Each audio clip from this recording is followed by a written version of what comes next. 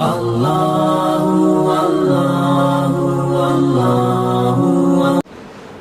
اللہ الرحمن الرحیم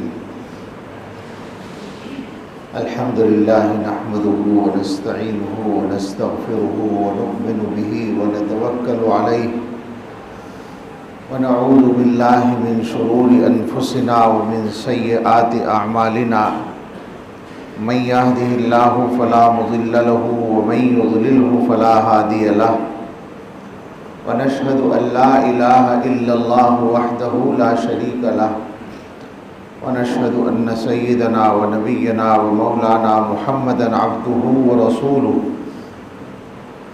صلى الله تعالى عليه وعلى آله وأصحابه وبارك وسلم تسليما كثيرا اما بعد فاعوذ باللہ من الشیطان الرجیم بسم اللہ الرحمن الرحیم واما من خاف مقام ربه ونهى النفس عن الهوى فإن الجنة هي المأوى صدق اللہ العظیم قال رسول اللہ صلی اللہ علیہ وسلم الکیس من دان نفسه وعمل لما بعد الموت والعاجز من اتبع نفسه هواها وتمنى على الله او كما قال عليه الصلاة والسلام وقال صلی اللہ علیہ وسلم ان النور اذا دخل الصدر انفسح قیل وهل لذلك من علم يعرف به قال نعم التجافی عن دار الغرور والانابة الى دار الخلود والتأهب للموت قبل نزوله او كما قال علیہ الصلاة والسلام سبحان ربک رب العزة عما يصفون وسلام علی المرسلین والحمد للہ رب العالمین اللہم صلی علی سیدنا محمد وعلی آل سیدنا محمد مبارک وسلم اللہم صلی علی سیدنا محمد وعلی آل سیدنا محمد مبارک وسلم اللہم صلی علی سیدنا محمد وعلی آل سیدنا محمد مبارک وسلم۔ اب چند باتیں ہم اپنے کام کی کر لیں، اور ہمارا کام تو بس ایک ہی ہے، ہمیں تو ایک ہی قصہ یاد ہے، یہ ایک ہی مسئلہ ہے ہمارے سامنے، ہم گناہ گار ہیں، گناہوں سے پیچھا کیسے چھوٹے، یہی مسئلہ ہے اصل۔ ابھی میں راستے میں اپنا واٹس ایپ کو دیکھ رہا تھا کسی اس کے لیے، تو ایک گروپ پر ایک میسیج آیا۔ واٹس ایپ پر جو میسیج آتے ہیں اکثر و بیشتر تو ایسے ہی ہوتے ہیں جیسے اکثر و بیشتر لوگ ہیں، یعنی جو بھیجنے والوں کا حال ہے وہی میسیج کا بھی ہوتا ہے، لیکن ظاہر ہے کہ کچھ اچھے کام کے لوگ بھی ہیں تو کام کے میسیج بھی آ جاتے ہیں۔ مجھے جو وہ میسیج ملا تو مجھے جو اپنا بیان کرنا ہے اس وقت، اس کا موضوع مل گیا۔ اس میں لکھا تھا کہ کسی آدمی نے کسی بزرگ سے کہا، میرا خیال ہے کسی نے بنایا ہے لیکن بات بالکل ٹھیک ہے، کہا کہ میں سکون چاہتا ہوں، ممکن ہے اور کسی نے بھی دیکھا ہوا ہے، میں سکون چاہتا ہوں، تو ان بزرگ نے کہا کہ اس میں سے میں نکال دو اور چاہتا ہوں نکال دو، سکون رہ جائے گا۔ اور مطلب کیا ہے؟ میں نکال دو یعنی بڑائی نکال دو، اور چاہتا ہوں نکال دو یعنی اپنی خواہشات نکال دو، تو خالی سکون ہی رہ جائے گا۔ تو مجھے اچھا لگا، یہ پسند آیا، بات بالکل صحیح کر دی اس نے، اور یہ قرآن و حدیث کے مضامین کا خلاصہ ہے ہماری زندگی کے لیے۔ ہماری جو پریشانیاں ہیں، یہ جو سکون کی بات ہے، اسی سے میں لے کے چلتا ہوں بات کو، کہ ہمیں جو سکون نہیں ہے وہ دو وجہ سے نہیں ہے، ایک تو خواہشات کی وجہ سے اور ایک بڑائی کی وجہ سے۔ بھئی یہ قصہ ہے، ہمیں اپنی بڑائی چاہیے، ہمیں بڑا مان لیا جائے، اور ہمارا دبدبا ہو، لوگ ہمارا دباؤ قبول کریں، ہم بڑے مانے جائیں، ہمیں شہرت مل جائے، ہماری تعریف ہو۔ کیا ہے وہ شعر اس میں جو پڑھا کرتے ہیں؟ یہی تجھ کو دھن ہے رہوں سب سے بالا، ہو زینت نرالی ہو فیشن نرالا، تجھے حسن ظاہر نے دھوکے میں ڈالا، جیا کرتا ہے کیا یوں ہی مرنے والا، جگہ جی لگانے کی دنیا نہیں ہے، یہ عبرت کی جا ہے تماشا نہیں ہے۔ تو یہی قصہ ہے کہ بڑائی چاہیے اور گویا لوگوں کی نظر میں اچھے بن جائیں اور اچھے لگیں ہم لوگوں کو، یہ چاہیے، اسی فکر میں پریشان ہیں۔ تو یہاں ایک تو اس کا علاج ہوا کہ میں کو نکال دو، بڑائی نکال دو، آسانی آ جائے گی، سکون آ جائے گا۔ اور دوسرا وہ خواہشات کی بات ہے۔ میں کے بارے میں اگر میں بات کروں، ٹھیک ہے، تو سچی بات یہ ہے کہ گھنٹوں بات کی جا سکتی ہے اس موضوع پر کہ یہ جو بڑائی ہے، آپ بالکل ایک نقطے کی بات سمجھ لیں، چونکہ یہاں اکثر لوگ، تقریباً سبھی لوگ وہ ہیں جو اس طلب میں ہیں کہ ہم اچھے بن جائیں، ہماری اصلاح ہو جائے۔ اور خدا نخواستہ مجھے یہ غلط فہمی نہیں کہ میرے ذریعے اصلاح ہو، بلکہ میں بھی اسی چکر میں ہوں کہ میری اصلاح ہو جائے۔ مجھے بھی یہی طلب ہے، یہی تلاش ہے، میں سچ کہتا ہوں۔ تو ہم سب جمع ہیں اسی فکر میں، تو اس لیے میں کہتا ہوں کہ یہ نقطہ سمجھ لیں کہ اصلاح میں جو رکاوٹ ہے وہ میں ہے، یہ واحد رکاوٹ ہے مولانا، یاد رکھیں ہمیشہ۔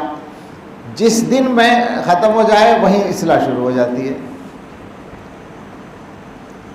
یہ میرے ایک ساتھی بیٹھے ہیں جو ابھی تلاوت کر رہے تھے، میرے ہم سبق ساتھی ہیں، حضرت مولانا عرفان صاحب، قاری صاحب۔ مثلاً آپ یہی مثال دیکھ لیں کہ انہوں نے میں کو ختم کر دیا، اپنے ایک ادنا ساتھی سے اپنا تعلق جوڑ لیا، تو فائدہ وہیں سے شروع ہو گیا۔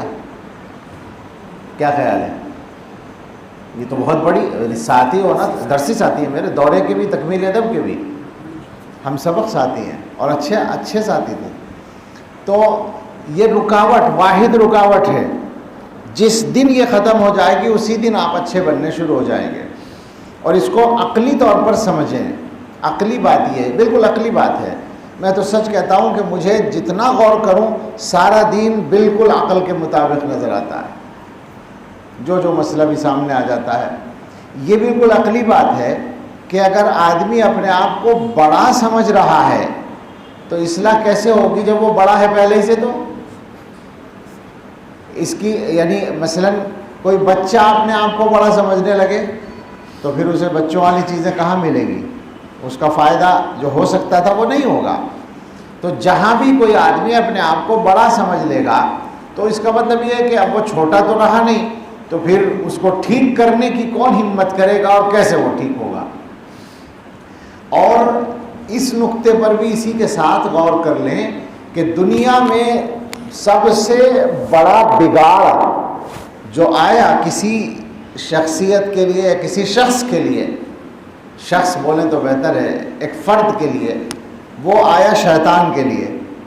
یعنی شیطان کے بارے میں آپ جانتے ہیں کہ وہ عبادت گزار بھی تھا، اللہ تعالیٰ کی بہت لمبی عبادت کہتے ہیں اس نے کی ہے، اور وہ علم والا بھی تھا، بہت کچھ تھا۔ وہ مشائخ کہا کرتے ہیں نا کہ 3 عین اس کے اندر موجود تھے، عالم تھا، عابد تھا، عبادت کرتا تھا، اور عارف بھی تھا، یعنی اللہ کو پہچاننے والا بھی تھا۔ پہچاننے کی دلیل یہ ہے کہ جس وقت اللہ تعالیٰ نے اسے مردود بنایا، ناراض ہو کر، اخرج فإنک رجیم، جا، تجھے نکال دیا، تو مردود ہو گیا، تو اسی وقت میں اس نے اللہ تعالیٰ سے ایک چیز مانگی، رب انظرنی الی یوم یبعثون، قیامت تک کی مہلت۔ آپ غور کریں، اگر آپ کا کوئی بڑا آپ سے ناراض ہو، ڈانٹ رہا ہو، تو اس وقت میں آپ اس سے کوئی چیز مانگیں گے؟ اس وقت تو ہمت نہیں کریں گے نا۔ اللہ تعالیٰ اس پر ناراض ہو رہے ہیں اور وہ اللہ کی ناراضی کو جان رہا ہے، مخاطب ہے اللہ کا، اور پھر وہ اللہ تعالیٰ سے ایک چیز مانگ رہا ہے، اس کا مطلب یہ ہے کہ وہ پہچانتا تھا کہ اگر مانگوں گا اس وقت میں تو مل جائے گا. یہ عارف ہونے کی دلیل ہے. تو وہ عالم بھی تھا، عابد بھی تھا، عارف بھی تھا. علماء یہ کہتے ہیں، بلکہ علماء کہاں، مشائخ کہتے ہیں، صوفیاء کہتے ہیں، عاشق نہیں تھا، محبت والا نہیں تھا. اللہ تعالیٰ نے ایک حکم دیا، اس نے اپنی عقل سے اس پر غور کیا کہ جس کو سجدہ کرنے کے لیے کہا جا رہا ہے میں تو اس سے بڑا ہوں، میری حیثیت اس سے زیادہ ہے. وہ سوچ رہا ہوگا میری عمر بھی زیادہ ہے. اور ساتھ میں جو دلیل اس نے دی ہے جو قرآن میں بیان کی گئی کہ خلقتنی من نار و خلقتہ من طین، آپ نے مجھے آگ سے بنایا، اسے مٹی سے بنایا. آگ اوپر جانے والی چیز ہے تو آگ کا مرتبہ بڑا ہے. تو یہ بات جو اس کے ذہن میں تھی،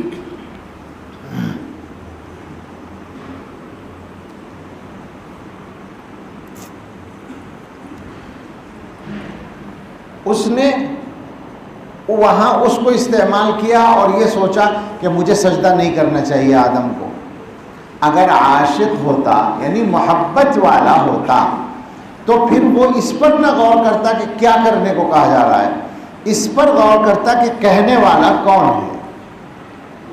کہنے والا محبوب ہے تو محبوب کی تو ہر بات مانی جائے گی. اگر محبوب یہ کہے کہ میرے کتے کو چارہ کھلاؤ تو عاشق کھلائے گا، شوق سے کھلائے گا. تو جب محبوب حقیقی نے ایک حکم دیا کہ اسجدوا لآدم، آدم کو سجدہ کرو، تو محبت والوں کا تو یہی عمل تھا. فسجد الملائکۃ کلھم اجمعون، وہ جو محبت والے تھے وہ سب جھک گئے اللہ کے سامنے.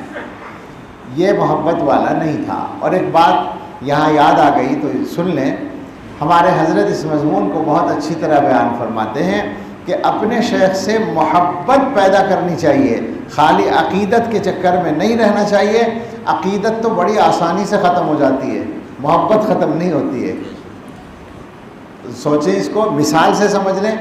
اگر کسی کے والد دیندار نہیں ہیں، نمازی نہیں ہیں، بعض لوگ بیچارے غلط حالات میں ہوتے ہیں، بیٹا کہتا ہے کہ میرا باپ خراب ہے، شراب پیتا ہے، صاحب ایسا پریشان ہے، لیکن محبت دل میں باقی ہے چونکہ باپ ہے، محبت نہیں جاتی. اور عقیدت ایک منٹ میں رفو چکر ہوتی ہے. خالی عقیدت اگر ہے اور محبت نہیں ہے تو آپ نے دیکھا ہوگا بہت سے مرید مشائخ کے جو مخالف بنتے ہیں وہ وہی ہوتے ہیں جو محبت سے خالی ہوتے ہیں، خالی عقیدت کے چکر میں پھرتے ہیں. عقیدت اصل نہیں ہے، اصل محبت ہے. تو اللہ تعالیٰ سے پتہ نہیں بات کہاں سے چلی، میں یہ کہہ رہا تھا کہ دنیا میں سب سے بڑا نقصان اگر کسی کا ہوا تو وہ شیطان کا ہوا کہ وہ مقام قرب سے مقام بعد پہ پھینک دیا گیا. یہ نقصان کس چیز کی وجہ سے ہوا؟ تکبر کی وجہ سے. لہٰذا اس نقصان سے بچنے کے لیے تکبر کو چھوڑنا ہوگا. یہ بات اس کے بارے میں ہو گئی. اور باقی احادیث اور قرآن کا جو مضمون ہے وہ آپ کو معلوم ہے کہ اللہ تعالیٰ تکبر کو ناپسند کرتے ہیں. اگلا جو ٹکڑا ہے، چاہتا ہوں، میں سکون چاہتا ہوں، خواہش نفس، اس کے بارے میں تو میں نے آیت پڑھی ہے. اللہ تعالیٰ فرماتے ہیں،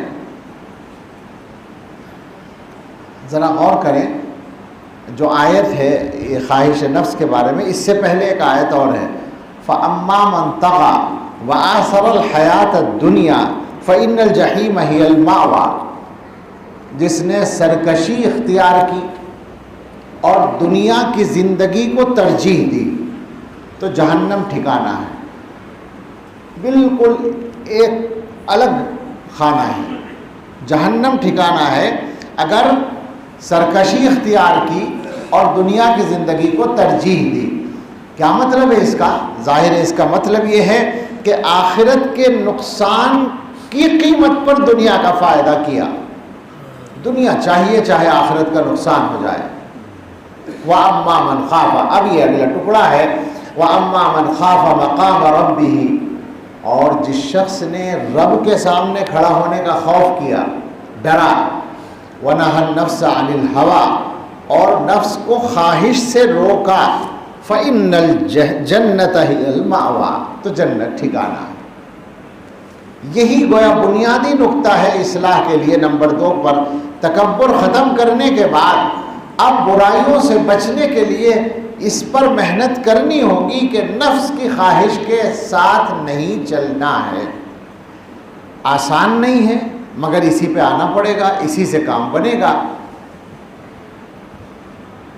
آپ نے قدیم صوفیہ مشائخ بزرگوں کے واقعات پڑھے اور سنے ہوں، اس میں ملے گا کہ وہ نفس کی خواہش پوری نہیں کرتے تھے، چاہے جو خواہش ہو، جائز خواہش بھی پوری نہیں کرتے تھے۔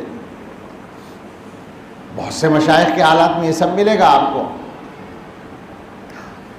یعنی مثلا کھانا لذیذ ہے، سالن بہت اچھا بنا ہوا ہے تو پانی ملا لیا تاکہ نفس خوش نہ ہو۔ بہت اچھا لذیذ کھانا ہے، اسے نہیں کھانا ہے، اس میں پانی ملا لیا۔ میں آپ کو مشورہ نہیں دے رہا ہوں، بالکل آپ بے فکر ہو کے کھائیں۔ ہم لوگوں کے حصے میں تو اللہ تعالیٰ نے بہت آسانیاں کر دی ہیں۔ ہمارے زمانے میں ہمارے حضرت فرمایا کرتے ہیں کہ آسانیوں کا زمانہ ہمارے حصے میں آیا ہے۔ پہلے جیسے مجاہدات کی ضرورت نہیں ہے، اس زمانے میں تھوڑی محنت پر زیادہ ملتا ہے، یہ ہمیشہ یاد رکھیں۔ اور میں تو اس کا تجربے کی بات کہہ سکتا ہوں اس کو کہ تھوڑی محنت پر زیادہ ملتا ہے، بس یہ کہ محنت ہو ایمانداری سے، اخلاص کے ساتھ، تو پھر تھوڑی محنت پر بہت کچھ ملتا ہے، یہ پکی بات ہے۔ کچھ بھی کرنے کی ضرورت نہیں، آپ پیٹ بھر کے کھانا کھائیں، کوئی رکاوٹ نہیں ہے۔ اصل کیا ہے؟ سنت کے مطابق زندگی گزاریں، کھانے میں بھی سنت کے مطابق رہیں۔ حضرت سنایا کرتے ہیں کہ اس امت کے بڑے اولیاء میں سے ایک شخصیت حضرت بایزید بستامی رحمۃ اللہ علیہ فرماتے ہیں کہ میں نے 20 سال تک بہت سخت مجاہدات کیے، نفس کے خلاف بہت کچھ کیا، لیکن ہر حال میں سنت پر قائم رہنے سے بڑا مجاہدہ کوئی نہیں پایا۔ ہر حال میں سنت پر قائم رہنے کی وضاحت کرنی ہوگی، یعنی مطلب یہ ہے کہ مجاہدہ اگر آپ کر رہے ہیں کہ صاحب میں کھانا کم کھاؤں گا، روزانہ آپ کم کھانا کھاتے ہیں تو پتہ چلا کہ عادت ہو گئی۔ اب عادت ہو گئی تو مشکل نہیں رہا۔ چنانچہ کچھ لوگ روزانہ روزہ رکھتے ہیں۔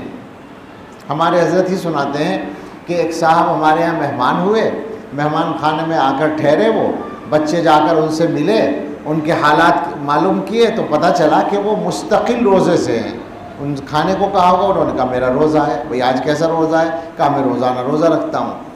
تو اب حضرت کے صاحبزادے چھوٹے تھے اس وقت، وہ آئے، حضرت سے کہا کہ ابو جی وہ جو مہمان آئے ہیں وہ صائم الدہر ہیں، مستقل روزہ رکھتے ہیں۔ تو حضرت نے فرمایا کہ ان سے جا کر یہ کہو کہ آپ ایسا کیوں نہیں کرتے کہ ایک دن روزہ رکھیں اور ایک دن افطار کریں، اور یہی سنت بھی۔ تو انہوں نے جا کر کہا تو ان بزرگ نے کہا بھئی یہ بہت مشکل کام ہے، یہ مشکل ہے۔ روزانہ روزہ رکھنا آسان ہے، اس لیے کہ روزانہ کی عادت ایک بن جائے گی، وہ اسی وقت بھوک لگے گی۔ لیکن ایک دن روزہ ایک دن افطار، نہ اس کی عادت نہ اس کی عادت، روزانہ مشقت ہوگی روزہ رکھنے کی۔ اور سنت یہی ہے، حدیث میں یہ ہے کہ یا تو آدمی مہینے میں 3 دن ایام بیض 13، 14، 15 کا روزہ رکھے، پیر اور جمعرات کا رکھے، اور اگر مستقل ہی رکھنا ہے تو ایک دن روزہ ایک دن افطار، صوم داؤدی اس کو کہا جاتا ہے۔ تو یہ ہے کہ سنت پر چلنا یہ ہوتا ہے مشکل کام۔ اسی طرح سے ایک آدمی کی عادت کم کھانا کھانے کی ہے، تو کم کھانے کی عادت پڑ جائے گی تو پریشانی نہیں ہوگی۔ مجھے خود تجربہ ہوا کہ جب مجھے شوگر کی بیماری ہوئی تو میں نے فوراً اپنا 1/3 کھانا کم کر دیا، اور وہ اب تک چل رہا ہے تقریباً۔ اب مجھے ڈاکٹر کہتے ہیں کہ ٹھیک ٹھاک کھا لیا کرو۔ تو وہ جو کم کر دیا، شروع میں تو بھاری پڑا، پھر عادت ہو گئی، اب اسی پر رک جاتی ہے طبیعت، جبکہ بھوک باقی ہوتی ہے، یقین ہے، تو عادت ہو جاتی ہے۔ حضرت یہ فرماتے ہیں ہر حال میں صحیح کھانا۔ ہر حال کا مطلب ہے اگر آپ کے یہاں شاندار کھانے بنے ہیں تو اس دن آپ نے حلق تک ٹھوس لیا، یہ سنت نہیں ہوئی۔ اس دن بھی کم ہی کھائیے جتنا کھانا مناسب ہے، اور اگر کس دن ہلکا کھانا ہے تو اب پتہ چلا آپ ذرا سا چک کے ہی اٹھ گئے، یہ بھی سنت کے خلاف ہوا۔ جتنی بھوک ہے اتنا کھائیے۔ یہ ہے مثال، یہ ایک مثال ہے، چونکہ کھانے کی مثال آسانی سے سمجھ میں آ جاتی ہے۔ اور تو بایزید بستامی رحمۃ اللہ علیہ نے فرمایا کہ ہر حال میں سنت پر قائم رہنا یہ سب سے مشکل کام ہے، سب سے بڑا مجاہدہ ہے۔ تو میں یہ کہہ رہا تھا کہ پہلے زمانے میں نفس کی مخالفت کے لیے بہت کچھ کیا ہے لوگوں نے، یعنی جائز کاموں کو چھوڑا ہے نفس کی مخالفت کے لیے. لیکن ہمارے زمانے میں مسئلہ آسان ہے، بس ناجائز کاموں کو چھوڑنا ہے. ظاہر ہے کہ یہ بھی بہت آسان بات نہیں ہے، لیکن ہم تو اسی کے لیے بیٹھے، ہم لوگوں کو اسی کے لیے محنت کرنی ہے، اسی کی کوشش کرنی ہے. آپ سوچیں ذرا، 2 حدیثیں میں نے اور پڑھی ہیں، ان کا بھی ترجمہ کر دیں، مضمون ان کا سامنے آ جائے، پھر آگے بات ہو جائے. بہت لمبی بات کرنے کا موقع بھی نہیں ہے. ایک حدیث تو بہت عجیب ہے، ڈر لگتا ہے اس کو پڑھ کر، مجھے اپنے بارے میں ڈر لگنے لگتا ہے. حضور علیہ الصلوۃ والسلام فرماتے ہیں الکیس من دان نفسہ وعمل لما بعد الموت. آپ جانتے ہیں کہ معاشرے میں 2 طرح کے آدمی ہوتے ہیں، ایک سمجھدار اور ایک بیوقوف. 2 ہی طرح کے ہوتے ہیں. سمجھدار اور بیوقوف کے بارے میں ایک بات کہہ دوں. سمجھدار وہ ہوتے ہیں جو اپنے آپ کو زیادہ سمجھدار نہیں سمجھتے، اور ہر بیوقوف وہ ہوتا ہے جو اپنے آپ کو سب سے بڑا عقل مند سمجھتا ہے. اس کو الٹ کے بھی کہہ سکتے ہیں کہ اگر کوئی اپنے آپ کو زیادہ عقل مند سمجھ لیں تو سمجھ لیں کہ وہ بیوقوف ہے. عجیب بات ہے، کسی نے لکھا ہے کہ ہر آدمی دوسرے کے مال کو اور اپنی عقل کو زیادہ سمجھتا ہے. یہ سوچتا ہے کہ اس کے پاس پیسہ زیادہ ہے، چھپا رکھا ہے اس نے، اور عقل اپنی زیادہ سمجھتا ہے. عجیب ہے، مزاج ہے، عام مزاج ہے. خیر، کیا کہہ رہا تھا؟ ہاں، 2 طرح کے آدمی ہوتے ہیں، عقل مند اور بیوقوف. دنیا میں عقل مندی اور بیوقوفی کا جو معیار ہے وہ دنیا کے کام ہیں.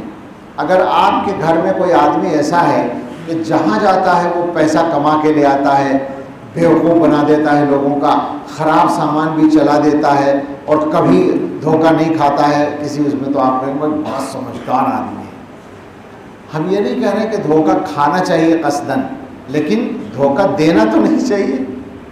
جو دھوکہ دے دے، بیوقوف بنا دے لوگوں کا، اس کو سمجھا جاتا ہے بھائی بڑا اسمارٹ آدمی، بڑا جینیس آدمی ہے، ایسا ہے اور ویسا ہے، بہت تیز آدمی ہے.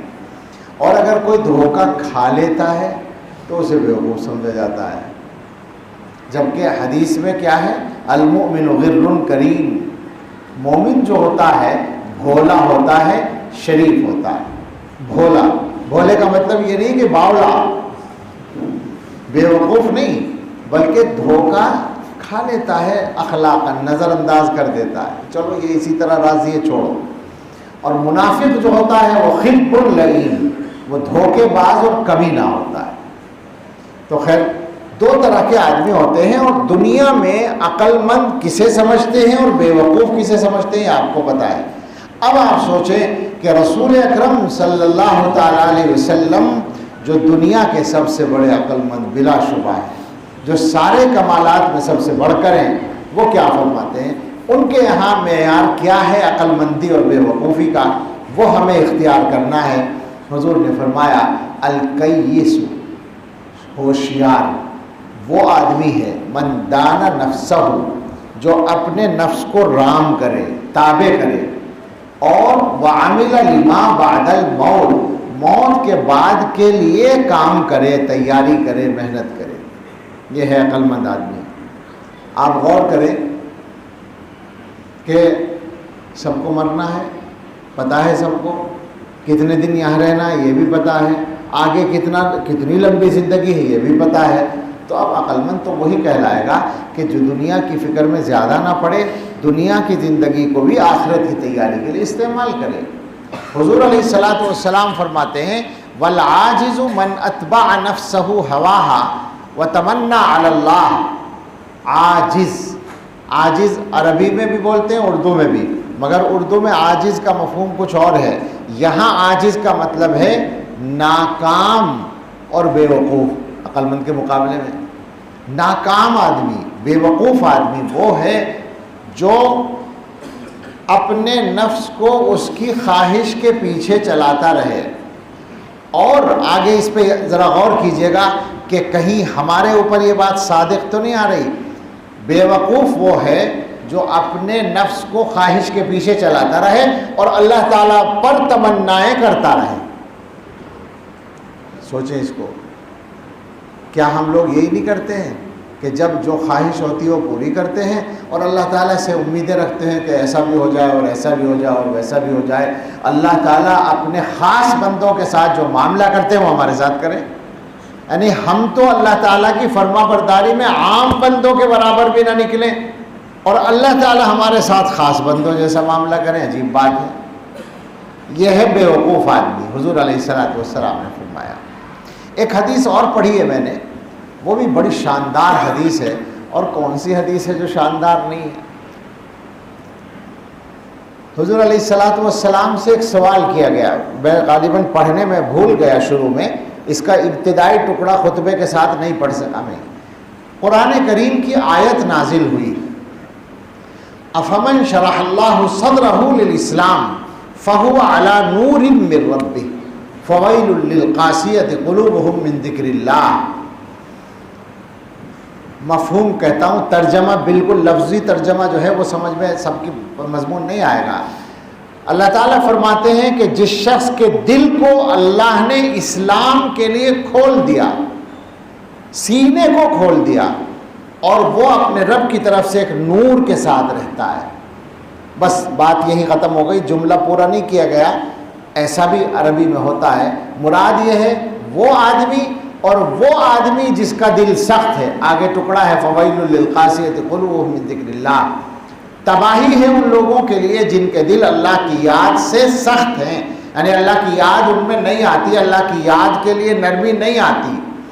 تو یہ دو چیزیں ہو گئی مقابل میں. ایک تو وہ آدمی ہے جس کے سینے کو اللہ نے اسلام کے لیے کھول دیا اور وہ اپنے رب کی طرف سے نور لے کر چل رہا ہے, اور ایک وہ ہے جس کا دل سخت ہے.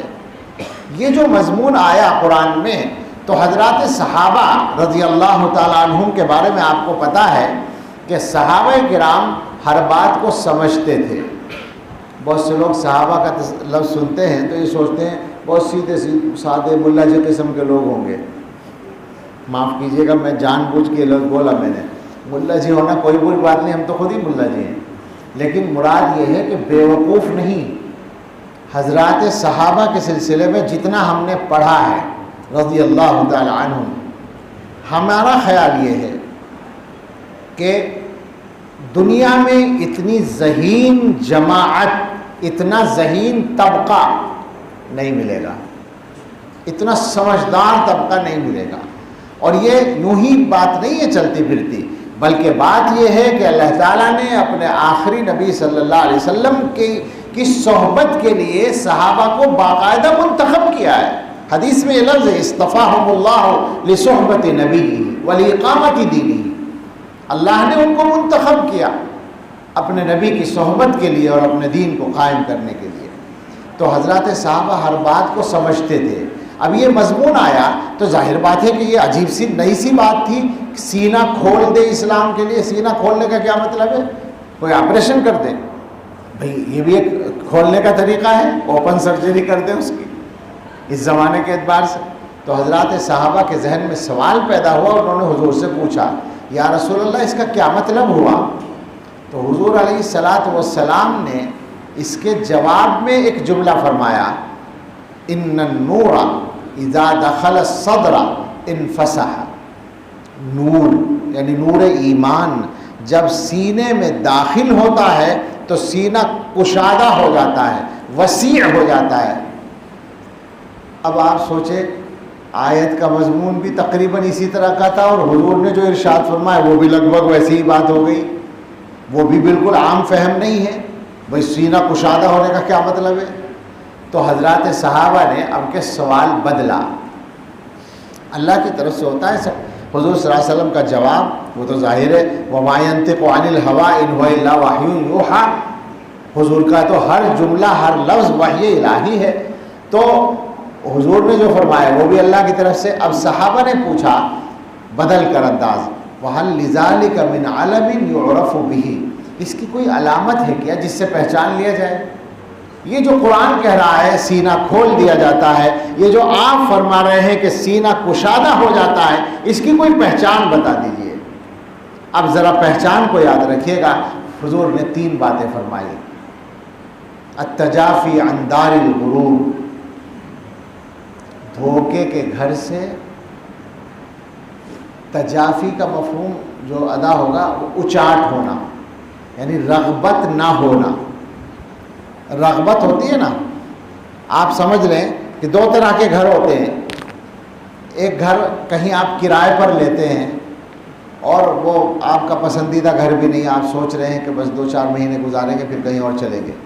اور ایک گھر آپ بناتے ہیں شوق سے، ڈھنگ سے، اپنی ضرورتوں کے مطابق۔ تو اس کرائے والے گھر میں جو رہ رہے ہیں آپ، وہاں طبیعت کی کوئی رغبت ہوتی ہے، لگاؤ ہوتا ہے، کچھ بھی نہیں ہوتا، طبیعت وہاں اچاٹ رہتی ہے، یہ ہے اصل بتانا۔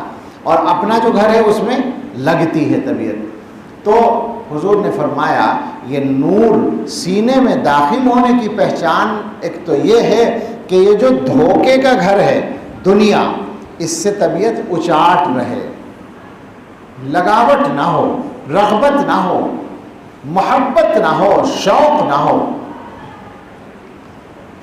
وَالْإِنَابَةُ إِلَى دَارِ الْخُلُودِ، اور جو ہمیشہ رہنے کا گھر ہے آخرت، اس کی طرف توجہ۔ اور وَالتَّأَهُّبُ لِلْمَوْتِ قَبْلَ نُزُولِهِ، اور موت کے آنے سے پہلے موت کی تیاری۔ آپ غور کریں، دیکھا ہے نا آپ نے، کچھ لوگوں کو تو دیکھا ہے، ایسے لوگوں کو جن کی زندگی دیکھ کر سمجھ میں آتا ہے کہ دنیا سے دلچسپی نہیں ہے۔ دنیا سے دلچسپی نہ ہونے کا مطلب یہ نہیں کہ وہ پیسے نہیں کماتے یا خرچہ نہیں کرتے یا گھر والوں کو نہیں کھلاتے، دنیا سے محبت نہیں ہے، دنیا کا نقصان ہونے پر کوئی گھبراہٹ نہیں ہے، دنیا کا فائدہ ہونے پر کوئی آپے سے باہر نہیں ہے، اور دنیا کمانے کے لیے آخرت کا نقصان نہیں کرتے ہیں، اور آخرت کی طرف توجہ رہتی ہے، ہمیشہ آخرت یاد آتی رہتی ہے، قبر یاد آتی رہتی ہے، اسی کی فکر ہوتی ہے، اور موت کے آنے سے پہلے موت کی تیاری کرتے رہتے ہیں۔ اللہ ہمیں سب کو یہ والا نور عطا فرما دے۔ آپ یقین کریں جس دن یہ حاصل ہو جائے گا، جینے کا انداز بدل جائے گا، جینے کا انداز ہی بدل جائے گا۔ اس وقت تو ہم پریشان رہتے ہیں۔ وہی بات پہنچا دیں، اس نے کہا نا کہ میں سکون چاہتا ہوں، ہم سب بھی سکون چاہتے ہیں اور ملتا ہے نہیں، یہی ہو رہا ہے نا، سکون چاہتے ہیں ملتا نہیں ہے، ہر آدمی پریشان ہے۔ لیکن آپ دیکھ لیں کہ جس آدمی کی زندگی میں جتنا زیادہ یہ نور آ جاتا ہے، اتنا زیادہ اس کی زندگی میں سکون آ جاتا ہے، اور اس کی وجہ وہ بھی عقلی بات ہے بالکل، کہ وہ جو نور آتا ہے وہ اللہ کی یاد سے آتا ہے اور آخرت کی فکر سے آتا ہے۔ اور جب اللہ کی یاد ہو دل میں اور آخرت کی فکر ہو تو پھر دنیا کے زیادہ نقصان کی فکر نہیں ہوا کرتی۔ یہ بالکل ایسا ہے جیسے آپ سفر کرتے ہیں تو اور چھوٹا سا سفر ہو، مثلا آپ کو دلی سے غازی آباد جانا ہے، ٹرین میں پہنچے، بیٹھنے کی جگہ مل گئی، بہت اچھا، نہیں ملی تو بھی اچھا، یعنی کوئی پریشانی نہیں، بھائی چلو 15-20 منٹ کا سفر ہے، آدھے گھنٹے، یہی ہوتا ہے نا۔ لیکن آپ کو بمبئی جانا ہے تو پورا انتظام کریں گے، پہلے ریزرویشن مکمل کنفرم ہو جائے، ورنہ تو سفر کرنا مشکل ہے۔ آپ کو اور دور جانا ہے کہیں تو ظاہر ہے کہ پوری تیاری ہوگی۔ تو بالکل یہی معاملہ ہے کہ دنیا کا کام تو کام چلاؤ بھی ٹھیک ہے، لیکن آخرت کی اصل فکر ہے۔ وہ یہ مزاج جس آدمی کا بن جائے گا تو اسے پریشانی کہاں کی رہے گی؟ بھائی دنیا میں آسانی ہو گئی، بہت اچھا، نہیں ہوئی تو بھی اچھا، جیسا میں نے ابھی کہا، دنیا کا کام ٹھیک ہو گیا ٹھیک ہے، نہیں ٹھیک ہوا تو بھی ٹھیک ہے، یعنی اللہ کی رضا میں ہم راضی ہیں۔ اور آپ یقین کریں اللہ تعالیٰ کا یہ کرم ہے، ایسا نہیں ہے کہ ہم جیسے گناہگار جو ہیں وہ بالکل ہی محروم ہیں، ایسا نہیں ہے۔ اللہ تعالیٰ نے ایمان دیا ہے تو ایمان کی برکت سے یہ صفت بھی کچھ نہ کچھ دے رکھی ہے، سارے مسلمانوں کو دے رکھی ہے، کسی نہ کسی درجے میں تھوڑی زیادہ اللہ کی رضا میں راضی ہونے والی۔ دیکھا نہیں آپ نے کہ حادثہ سب کے ساتھ پیش آ جاتا ہے، بچے کا انتقال ہو جاتا ہے، کوئی اور تکلیف ہو جاتی ہے، تو مسلمان کیا کرتا ہے؟ روتا دھوتا بھی ہے لیکن کہتا ہے بھائی اللہ کی مرضی۔ کہ عام مسلمان بھی کہتے ہیں اللہ کی امانت تھی اس نے واپس لے لی۔ یہ جو لفظ ہے کہ اللہ کی امانت تھی اس نے واپس لے لی، یہ ایمان والا ہی کہہ سکتا اور کوئی نہیں کہہ سکتا۔ اور یہ لفظ بتا رہا ہے کہ وہ اللہ کی رضا میں راضی ہونے کے لیے تیار ہے، وہ جانتا ہے اس بات کو کہ اللہ کی رضا میں راضی ہونے ہی میں میرا فائدہ ہے۔ تو اب اصل بات کی طرف آ جائیں اور بات کو سمیٹ لیں کہ اپنے آپ کو صحیح کرنے کے لیے یہ کام کرنا ہے کہ نفس اتباع ہوا جس کو کہا گیا اس سے بچنا ہے۔ ہمارے زمانے میں عام طور پر یہ جو دیندار طبقہ ہے اس کے مزاج میں جب یہ بات آتی ہے کہ مجھے گناہوں سے بچنا ہے تو ایک عجیب بات ہے، آپ سب سے مجھے بے تکلفی سے کہنا ہے کہ ایک قسم کے گناہوں کی فکر پائی جاتی ہے اکثر لوگوں میں، باقی گناہوں کے بارے میں زیادہ فکر نہیں ہے۔ آپ سمجھ ہی گئے ہوں کہ میں کیا کہہ رہا ہوں، شہوانی گناہ، شہوانی جو گناہ ہیں ان سے لوگ زیادہ پریشان ہیں، یعنی بچنا بھی چاہتے ہیں اور بچ نہیں پاتے ہیں، تو واقعتاً پریشانی کی بات ہے۔ اور فکر ہونا یہ ایمان کی علامت ہے۔ میں اس کو نہیں کہہ رہا ہوں کہ اس کی فکر کیوں کر رہے ہیں، تو کرنی ہے، بلکہ زیادہ ضرورت بھی ہے بعض پہلوؤں سے۔ آپ غور کریں کہ گناہ، بہت سے گناہ شہوانی گناہوں سے بھی بڑے ہوں گے، ہیں، حقیقت میں ہیں۔ بھائی خدا نہ خواستہ ایک آدمی بدکاری کرتا ہے، زنا ہے، بدکاری، حدیث میں کیا کہا گیا؟ الغیبت اشد من الزنا، غیبت کو زنا سے بھی زیادہ سخت فرمایا، اور اگر کوئی کسی پر بہتان لگائے وہ اس سے بھی زیادہ سخت ہے، کوئی تکبر کرے تو وہ بدترین گناہ ہے، کوئی دکھاوا کرے تو اس کو شرک خفی کہا گیا ہے۔ آپ قرآن و حدیث میں غور کریں، ہم اپنی طرف سے کچھ کہنے کی مجاز نہیں ہے، اللہ نے جو بتایا، اللہ کے رسول صلی اللہ علیہ وسلم نے جو بتایا، قرآن و حدیث میں غور کریں گے تو پتہ چلے گا بہت سارے گناہ اس سے بڑے ہیں۔ مگر ہوتا کیا ہے کہ شہوانی گناہوں میں اگر آدمی مبتلا ہے اور خاص طور سے توبہ کی عادت نہیں ہے، مزاج نہیں ہے، تو اس کے اور کام بھی ٹھیک نہیں رہتے ہیں، وہ پریشان زیادہ رہتا ہے، یعنی پھر اس کا نمازوں میں جی نہیں لگتا، عبادات میں جی نہیں لگتا، کاموں میں جی نہیں لگتا، دنیا کے کام بھی اس کے بگڑنے لگتے ہیں۔ تو اس وجہ سے ہم لوگ اس کے لیے پریشان ہوتے ہیں۔ ہمیں دو باتیں کہنی ہیں، ایک تو یہ ہے کہ یقیناً جو فکر کر رہے ہیں لوگ وہ بھی صحیح ہے اور اس کی فکر کرنی ہے، اس سے بچنے کی کوشش، لیکن سارے گناہوں کی فکر کیجیے، سارے گناہوں سے بچنے کی فکر کیجیے۔ ایسا نہیں ہے کہ فلاں اور فلاں گناہ، اس کو یوں بھی کہا جا سکتا ہے، میں بات کو اب بدل رہا ہوں، کہ شاید یہ والا گناہ زیادہ ہوتا ہے اس لیے لوگ پریشان ہیں، یہ بھی ٹھیک ہے، ہو سکتا ہے ایسا۔ ہمارا جو زمانہ ہے اس زمانے میں شہوانیت کو زیادہ سے زیادہ عام کر دیا گیا ہے۔ آپ غور کریں گے، یعنی جو ابلاغ کے ذرائع ہیں جتنے بھی میڈیا کے وہ ہیں، تمام چیزیں، یعنی مثلا سب سے سنجیدہ کام ہو سکتا ہے ذرائع ابلاغ میں خبریں سنانا اور خبریں پڑھنا۔ آپ غور کریں، خبریں سنانے اور پڑھنے کا جو انتظام ہے، کیا وہ خواہشات کو ابھارنے والا نہیں ہے؟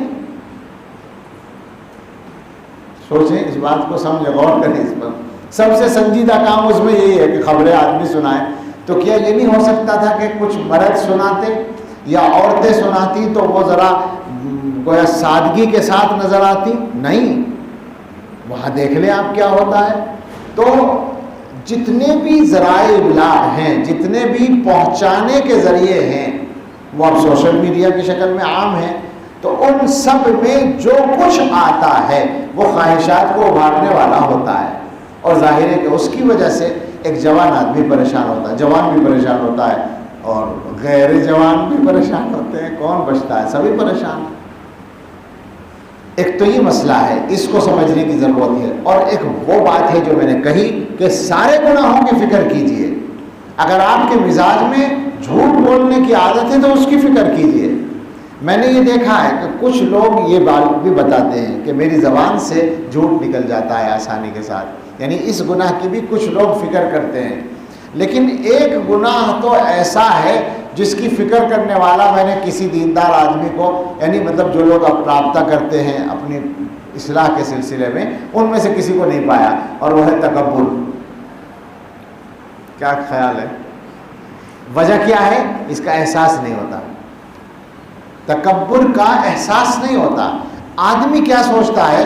میں تو ہوں ایسا، میں ایسا ہوں، میں بڑا ہوں، میں قابل ہوں، میں فلاں ہوں، تو وہ یہ سمجھتا ہے کہ میں حقیقت سوچ رہا ہوں.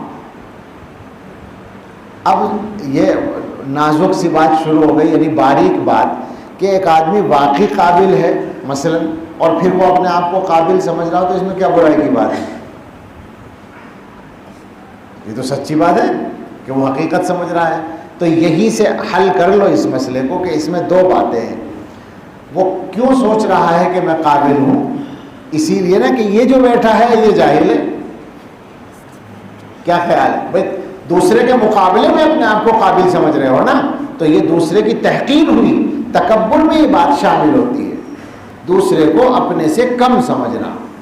اور دوسری ایک بنیادی بات ہے کہ آپ چاہے جتنے قابل ہوں، آپ خود کچھ نہیں ہیں، وہ صرف اللہ کے دینے سے ہیں. آپ کے پاس پیسہ ہے، پیسے سے بہت جلدی تکبر آتا ہے، خواہ مخواہ. یعنی مجھے تعجب ہوتا ہے، پتہ نہیں اس لیے ہوتا ہے کہ ابھی تک میرے پاس نہیں آیا تو سمجھ میں نہیں آتا. اللہ نہ کرے کبھی آئے تو تکبر بھی آئے، اللہ نہ کرے. پیسہ آنے سے منع نہیں کر رہا ہوں میں، لیکن جی یہ چاہتا ہے کہ شیخ الحدیث وہاں زکریا صاحب رحمۃ اللہ علیہ والی بات پوری ہو تو بہت بڑھیا ہے. اور میرا خیال ہے کہ ایسے ہی ہو رہا ہے. وہ فرماتے تھے کہ میں دعا کرتا ہوں اللہ سے کہ پیسہ جمع ہوئے نہ اور ضرورت کوئی اٹکے نہ. کیا خیال ہے؟ بتائیے سب سے شاندار اور آسان زندگی ہے یا نہیں ہے؟ ساری ضرورتیں پوری ہوتی رہیں اور پیسہ جمع نہ ہو. ہم لوگ خامخواہ پریشان ہوتے ہیں پیسہ جمع کرنے کے لیے، چونکہ وہ محبت ہے مزاجوں میں، تو پیسہ جمع کر کے پھر مصیبت مول لیتے ہیں. میں یہ سوچتا ہوں جتنا زیادہ پیسہ آپ کماتے ہیں آپ فقط ایک منشی بن جاتے ہیں. مولانا سمجھ میں نہیں آیا، وضاحت کرتا ہوں. کیا کرنا پڑتا ہے پیسے کا؟ خرچ ہی کرنا پڑتا ہے. آپ مثلا کروڑ پتی ارب پتی ہو گئے، ابھی آپ کے بچوں کے مطالبے 100 اور 1000 میں ہیں، اس کے بعد لاکھ اور کروڑوں میں ہوتے ہیں.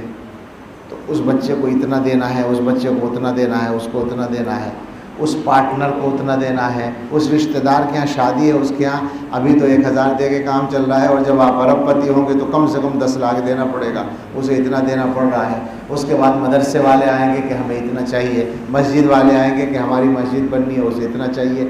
بتاؤ اس کے علاوہ کیا کرتا ہے مالدار آدمی؟ یعنی یہ وہ آدمی ہے جو اچھا آدمی ہے، بن گیا نا منشی. اگر اتنا پیسہ نہ ہوتا تو سکون سے بیٹھا رہتا، خامخواہ پریشان ہوا. مجھے تو ایسے ہی لگتا ہے کہ جتنا زیادہ پیسہ آدمی کے پاس آتا ہے وہ منشی بن جاتا ہے، حساب لگا لگا کے کچھ ادھر کچھ ادھر کچھ ادھر اور کچھ بینک میں. اب وہ خود کیا کرتا ہے؟ پرہیز کا کھانا کھاتا ہے. اور میں نے عام طور پر بڑے مالداروں کو دیکھا سادہ کپڑے پہنتے ہیں، کوئی زیادہ قیمتی نہیں، بہت زیادہ ان کی حیثیت کے اعتبار سے. یعنی مطلب ایک آدمی ارب پتی اور کھرب پتی ہے تو وہ اگر 1 لاکھ روپے میٹر کا بھی کپڑا پہنے تو پہن سکتا ہے، کوئی مشکل نہیں. مگر میں نے 500 روپے میٹر سے زیادہ کا پہنے ہوئے نہیں دیکھا اکثر لوگوں کو. ایسی گزارتے ہیں زندگی. کھانا تو ایسا کھاتے ہیں کہ مجھ سے نہیں کھایا جاتا، اتنا سادہ کھانا کھاتے ہیں، مجبور ہوتے ہیں. پتہ نہیں کیا ہوا. تو خیر مال کہاں سے آیا؟ ہاں، تو مال سے تکبر آتا ہے لوگوں کے مزاج میں.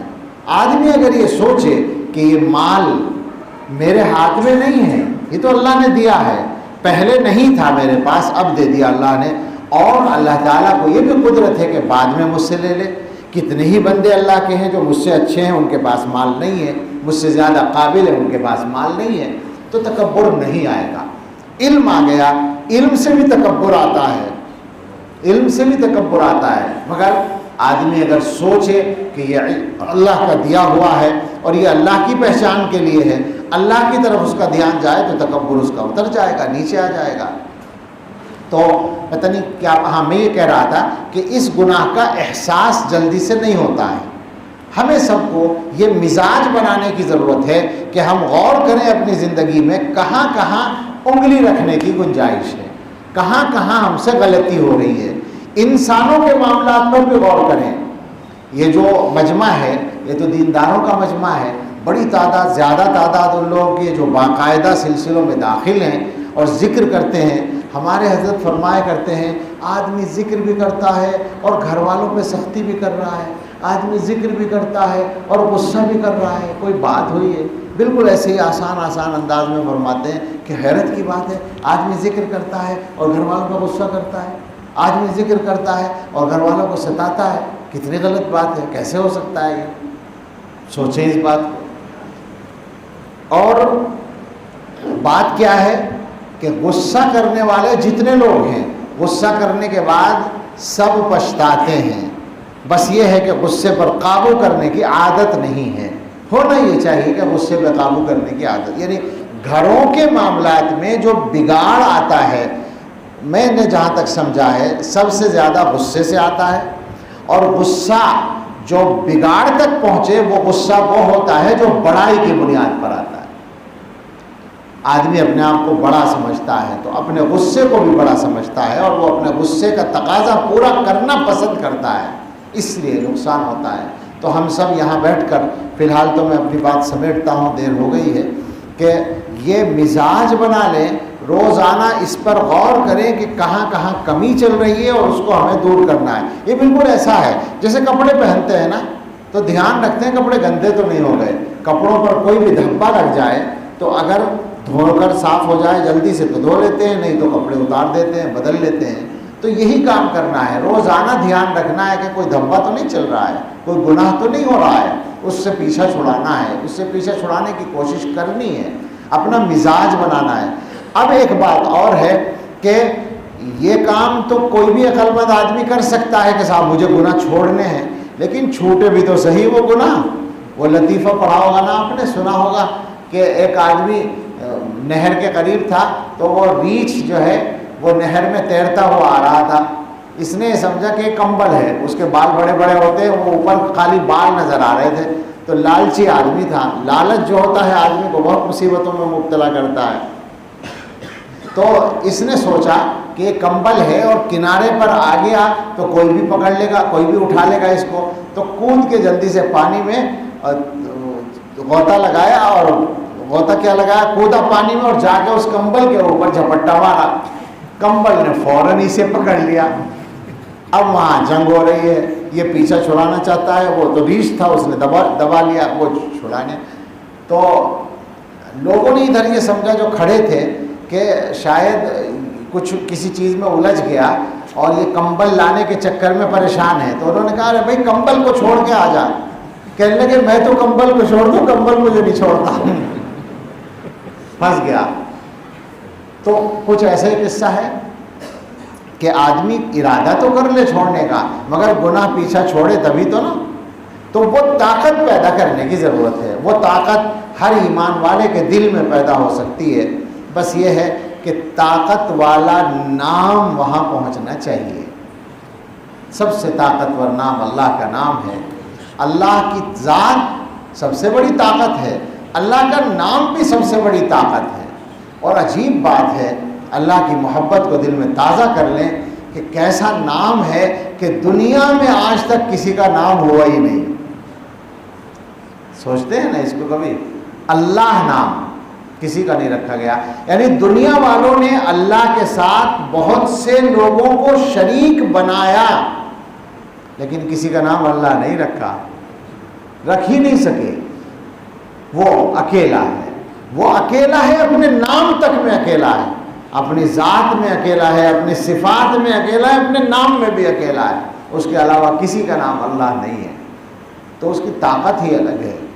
اللہ کا نام جب دل میں بیٹھتا ہے تو زندگی بدل جاتی ہے۔ میں سچ کہتا ہوں، قسم کھا کر کہہ سکتا ہوں کہ آپ صحیح طریقے سے ذکر کریں، جیسے مراقبے کا ہمارا طریقہ ہے، صحیح طریقے سے مراقبہ کریں، 15 منٹ مراقبہ کر کے اٹھیں، زندگی کا انداز بدلا ہوا محسوس ہوگا، سوچنے کا انداز بدلا ہوا محسوس ہوگا، آپ کا دنیا کو دیکھنے کا انداز بدل جائے گا۔ اور اگر یہی کام آپ پابندی سے کر لیں، یہی کام مضبوطی کے ساتھ کر لیں، تو بس وہی بات ہو جائے گی پھر کہ مضبوط ہو جائیں گے آپ، پھر آپ کو گویا برائیاں اور گناہ اپنی طرف کھینچ نہیں سکیں گے، آپ گناہ کے قریب بھی ہو سکتا ہے چلے جائیں مگر واپس آ جائیں گے۔ وہ ایک ایسی طاقت انسان کے اندر پیدا ہو جائے، انسان کو نظر آ رہا ہے یہاں مجھے فائدہ ہے، جھوٹ بولنا پڑے گا، چھوڑ دیتا ہے، انسان کو نظر آ رہا ہے یہاں فائدہ ہے، مگر حرام پیسہ لینا پڑے گا، چھوڑ دیتا ہے۔ انسان کو خواہش پوری ہوتی ہوئی نظر آ رہی ہے۔ سچی بات یہ ہے اللہ تعالیٰ اپنے بہت سارے بندوں کو اس کا بھی موقع دیتے ہیں۔ آپ نے پرانے زمانے کے قصے ہم سے سنے، ہم پڑھے بھی ہیں، ہم سے بھی سنے، اوروں سے بھی سنے، پڑھے بھی ہیں کہ فلاں بزرگ کا ایسا ہوا، ان کے پاس عورت آئی اور وہ بچ گئے، فلاں طالب علم کا ایسا ہوا۔ لیکن ہم آپ کو یقین دلاتے ہیں کہ اس زمانے میں بھی، اس فتنوں کے زمانے میں بھی، اس سوشل میڈیا کے زمانے میں بھی، جہاں پر ہر برائی دکھائی جا رہی ہے، اس زمانے میں بھی ایسے لوگوں کو الحمدللہ ہم جانتے ہیں کہ جو گناہ کا موقع ملنے کے باوجود گناہ سے واپس آتے ہیں، ہٹ جاتے ہیں۔ ہم نے شاید بتایا ہوگا، ایک مرتبہ کیرانے میں مجلس تھی تو وہاں ایک آدمی شریک ہوا اور اس نے بتایا کہ میں مجلس میں آنے کے لیے اس حال میں چلا کہ میرے پاس ایک لڑکی کے میسج تھے کہ کہاں جا رہے ہو، آج رات کو ساتھ رہنا ہے، اور اس کی ترغیب دینے کے لیے وہ اپنے گندے فوٹو بھی بھیج رہی تھی۔ اس حال میں وہاں سے آدمی نکل کے آ گیا۔ کتنا مشکل کام ہے، مگر بہت آسان ہے اس آدمی کے لیے جس کے دل میں اللہ کا نام تازہ اور زندہ ہو۔ اللہ کے نام سے ہم سب طاقت حاصل کر لیں، یہی ہمارا اصل گویا کام ہے، اسی سے ہمارا کام بنے گا۔ محنت کریں، ارادہ کریں، پکا ارادہ کریں۔ بہت سارے ہمارے عزیز یہاں موجود ہیں ایسے، ذاتی طور پر میں بہت سو کو جانتا ہوں، بعض گناہوں سے وہ بچنے کے لیے پریشان ہیں، بچ نہیں پا رہے ہیں، اور خاص طور سے شہوانی گناہوں سے۔ ان سب سے یہ کہنا ہے کہ یہ جو مراقبہ ہے، مراقبے کا جو پہلا سبق ہے اس سلسلے کا، لطیفہ قلب کا مراقبہ، یہ علاج ہی شہوانی گناہوں کا ہے، سچی بات ہے۔ اور آپ میں ایک بڑی تعداد ایسی ہوگی جس کو اس کا تجربہ بھی ہو چکا ہے، تو اس پر محنت کریں اور کچھ بھی نہ کریں، کسی بھی چکر میں نہ پڑیں۔ بس ہاں ظاہر ہے کہ دوا کے ساتھ کچھ پرہیز بھی ہوتا ہے، تو تھوڑا سا ایک پرہیز کر لیں کہ رات کو تنہائی میں موبائل نہ رکھیں، موبائل کے ساتھ خلوت نہ ہو۔ کیوں مولانا غلط کام ہے؟ بس اتنا یہ پرہیز ہو جائے تو بہت بڑا مرحلہ آسان ہو جائے گا۔ موبائل استعمال کریں، کوئی اب کون روک سکتا ہے موبائل کے استعمال کو، لیکن دن میں کریں، سب کے سامنے کریں، ضرورت میں کریں، اور سونے سے پہلے الگ سلیک بند کر دیں، الگ رکھ دیں موبائل۔ ویسے بھی آج کل بتاتے ہیں کہ بھئی اس کی جو لہریں ہیں، ریڈینس کہتے ہیں، کیا کہتے ہیں، وہ نقصان دیتی ہیں، قریب نہیں ہونا چاہیے سونے سے پہلے، سونے کے وقت میں ایک آدمی 2 میٹر کے فاصلے سے رہے۔ تو اگر اس پہ عمل کر لیں، بس اتنا ہی کہ سونے سے پہلے موبائل نہ دیکھیں۔ بہت سارے لوگ ہیں، بہت سے لوگوں پر میں نے اس کا تجربہ کیا کہ انہوں نے مثلاً یہ کہا کہ صبح کو اٹھا نہیں جاتا، بعض لوگوں نے تو یہ کہا فجر میں نہیں اٹھا جاتا، اور بعضوں نے کہا تہجد میں نہیں اٹھا جاتا۔ میں نے ایک نسخہ بتایا، اللہ جانے کہاں سے میرے دل میں آیا تھا کئی سال پہلے، لیکن وہ بتاتا ہوں اب میں نے کہا کہ سونے سے پہلے حضرت پیر صاحب کا کوئی بیان سن لیا کرو یا کوئی کتاب پڑھ لیا کرو، 15 منٹ 20 منٹ بس۔ کئی لوگوں پر اس کا تجربہ ہوا، انہوں نے خود آ کر بتایا کہ فائدہ ہو گیا۔ میں یہ دعویٰ نہیں کر رہا کہ ہمارے شیخ صاحب کی کتاب پڑھیں گے تو ہوگا، اللہ والوں میں سے کسی کی کتاب پڑھیں، لیکن تاثیر ہونی چاہیے، واقعتاً ایسے لوگ ہونے چاہیے۔ سونے سے پہلے یہ کام کریں تو انشاءاللہ گناہوں سے بھی حفاظت ہوگی اور عبادت کرنا بھی آسان ہوگا۔ اپنے آپ کو بچانے کی فکر کریں۔ اللہ تعالی ہم سب کو توفیق عطا فرمائے، آمین۔ وآخر دعوانا الحمدللہ رب العالمین۔